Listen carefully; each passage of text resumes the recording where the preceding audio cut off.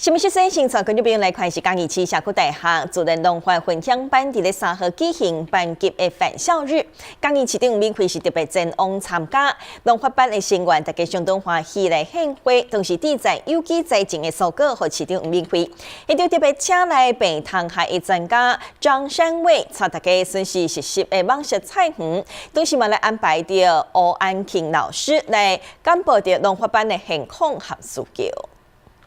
嘉义市社区大学自然农法班对民国95年开班，经过13年，现在每一届开班拢吸引101人至102人报名。这一届特别伫咧新年一开春举办班级的返校日，由班长龚金山带领学员欢喜。过去担任嘉义市社区大学理事长的市长吴明辉特别到现场，和学员做伙来听简报，顺序实习的网式菜园。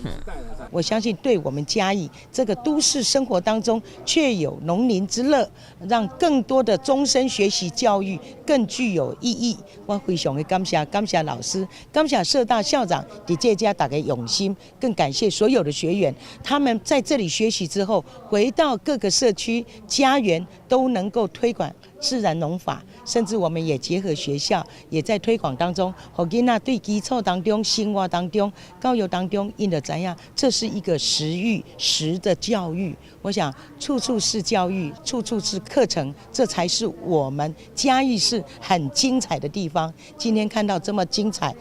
好的成果，我非常感谢所有老师跟学员的用心。大家有机会能够来这里分享一下，也可以来买最健康、最好的蔬果哦。嘉义市社区大学当年在嘉义市政府协助之下，将民生南路原本只韩国小的旧运动场，以卡土机将篮球场的混凝土、